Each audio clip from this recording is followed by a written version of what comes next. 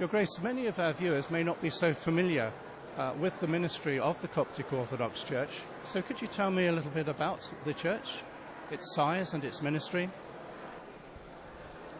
Coptic just means Egyptian, so Coptic Orthodox just means Egyptian Orthodox Church. It is the Church of Egypt. It's been there since the 1st century when St. Mark preached the Gospel and has had an unbroken presence since then. It's a mainstream church, a scriptural church using both Old and New Testaments, sacramental church. It's a traditional church in its teachings, and it is a church that takes pastoral ministry very seriously. Whether it's the individual pastoral ministry of every priest, pastoral ministry of the bishop, we are very hands-on in that because we believe that the church needs to provide that support. It becomes an extension to every home. It is the most significant Christian presence in the Middle East, representing 15% of the Egyptian population, but about 80% of the overall Christian population throughout the region. In Britain, it now represents about 20,000 faithful with 30 parishes. We don't consider ourselves a diaspora community because the diaspora community insinuates a huge exodus of Christians. 90% of Coptic Christians still live in Egypt. So the number of Copts outside of Egypt is only about 10%. As you look at the Middle East today, I wonder, what are your main concerns and prayers for the region?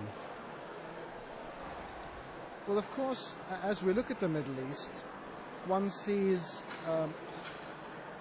a huge emptying of its Christian presence. Countries like Libya, Iraq, Palestinian territories, even Syria, where the numbers of Christians leaving are ever increasing. A few decades ago, the proportion of Christians in the Middle East was about 25%.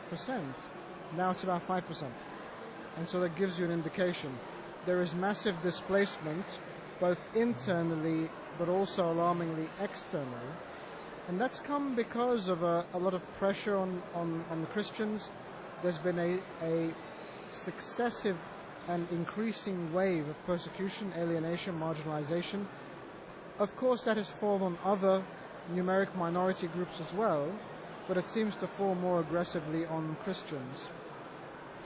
And their response has been gracious and forgiving and loving, but in some instances they have had to leave just for the preservation of their own lives and for the preservation of their families. So we recognize that, but we also pray for them. We pray for the powerful example that they're giving. We pray for the powerful witness in all that they do, both during their persecution, but also in forgiving those who persecuted them, for loving those who consider them their enemies. And we pray that they're able to live with dignity and with the freedom that God has given us all. As you know, Sat7 has been involved in the region since 1996, and you're aware of Sat7 from its earliest days. What do you see as its role in serving the life and witness of the Church in the Middle East?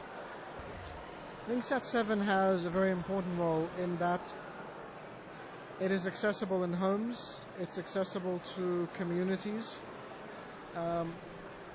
While it presents a balanced message, it will be a message that will be heard and accepted by many. And so I think there is a responsibility of maintaining that balanced message, balance in terms of Christian presence, but also balanced amongst the various denominations and expressions of Christianity in the Middle East. And I think with that and with the apparatus of being able to visit homes, speak to hearts, I think it gives a very clear Christian message, which can be a message of hope and a message of victory and a light in a darkness that tries to impose itself and tries to overcome.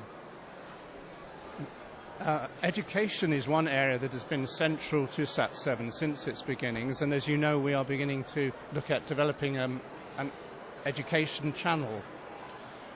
What are your hopes for Sat7's work in the area of education and in developing this new channel?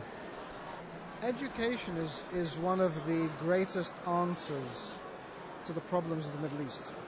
While many don't have access to that education, they are able to be manipulated and radicalized. They're able to be controlled. The more we open up people's minds and we give them not only the ability to discern, but then the mechanism to actually improve their lives, have careers, input into the community, I think it's a very, very significant benefit both to the individual but also to the whole region. And I think in that sense, anyone or any organization that contributes to education plays a very significant role. Thank you very much for spending time with us today, Your Grace.